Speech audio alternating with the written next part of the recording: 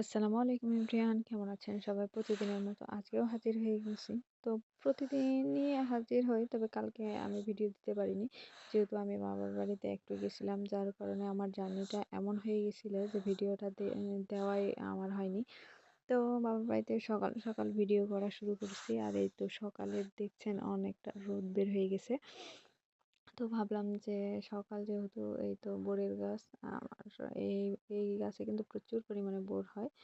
আর সেটা কিন্তু আপেল কুল, মানে আঙ্গুরের মতো, যেটা মানে মিষ্টি বোরটা কিন্তু খুব একটা খারাপ না, এটা কলমজাত বোর।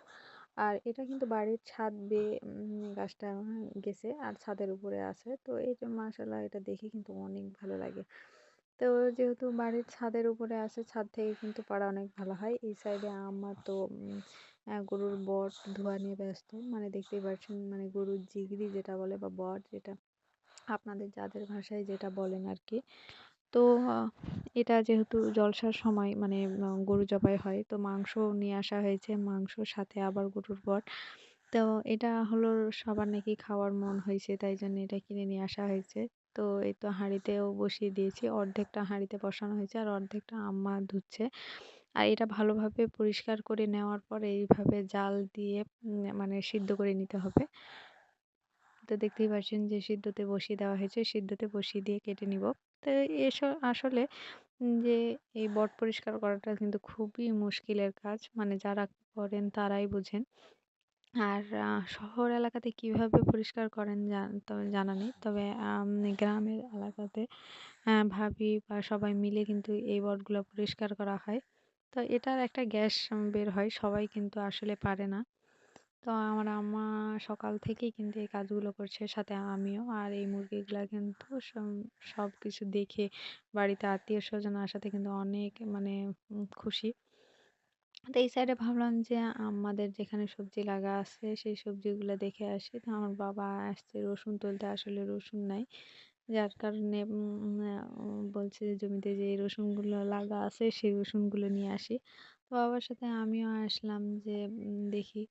এই তো আমাদের পেঁয়াজ লাগা হয়েছে, এই সাইডে বেগুন। আমি প্রায় এই সবজি বাগানটা আবারও আমার অন্য একটা ভিডিওতে দেখাইছি যে আসলে কেমন হয়েছে। তখন অনেক ছোট ছোট ছিল গাছগুলো, অত বেগুন ছিল না। তো এই তো দেখতেই পাচ্ছেন যে দেখে কত সুন্দর লাগছে। এই তো আদার গাছ ব্যাগের ভিতরে, আর এই যে পাইপ দিয়ে কিন্তু পানি দেয়। তো এখানে গাছে কিন্তু পেয়ারা ধরছে, আম্মা বলছে যখন আসছো তখন পেয়ারা খাও। আসলে অনেক দিন পর বাবার বাড়ি যখন যায় তখন মা বাবারা এটা খাও ওটা খাও বলেই থাকে, আর যত্ন করে কিন্তু বাচ্চাদের জন্য রেখে দেয়।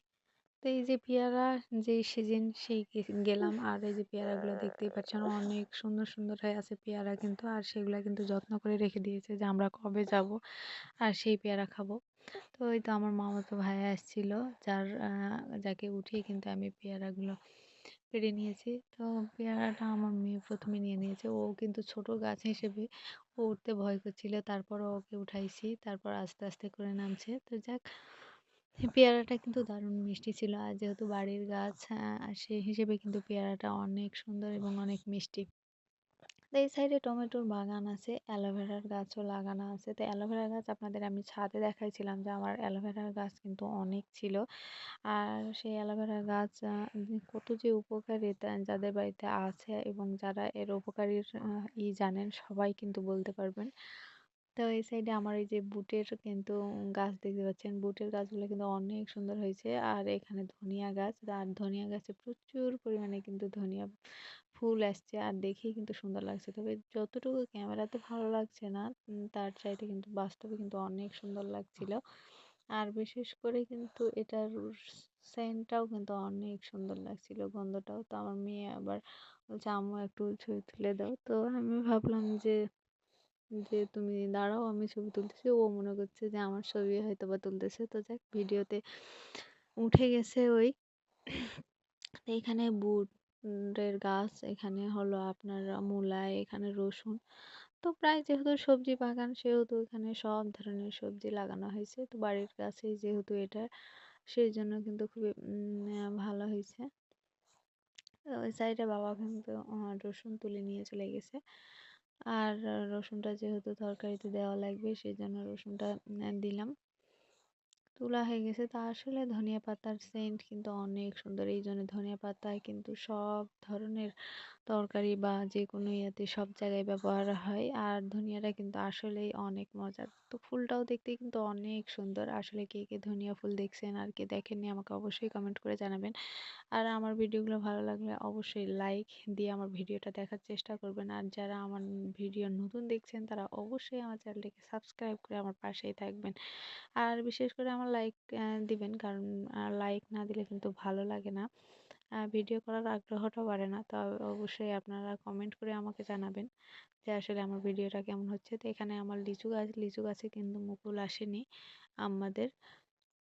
তো এখানে প্রায় কিন্তু লিচু হয়। আর সেই লিচুও কিন্তু যত্ন করে রেখে দেওয়া হয়। তো এই যে দেখতে পাচ্ছেন লিচু গাছটা হালকা মুকুল আসছে। আর এই যে আমার সেই পছন্দের গাঁদা ফুলের গাছ, মানে আমার সব ফুলের মধ্যে কিন্তু আমার গাঁদা ফুলটা অনেক ভালো লাগে এবং গন্ধটাও কিন্তু অনেক সুন্দর লাগে। আর শীতের মৌসুমে যে এই ফুলটা এত ফোটে, সব ধরনেরই ফুল কিন্তু ফোটে, তার মধ্যে এই ফুলটা একটা।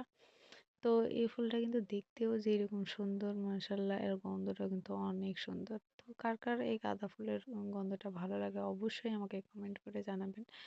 আর বললামই তো যে যেহেতু বাবার বাড়িতে জলসা, বিশেষ করে কেন গেলাম, আসলে জলসার কারণে আসছে। আর যেহেতু একদিনের জলসা না, 3 দিনের জলসা, তো আমি একদিন থাকবো।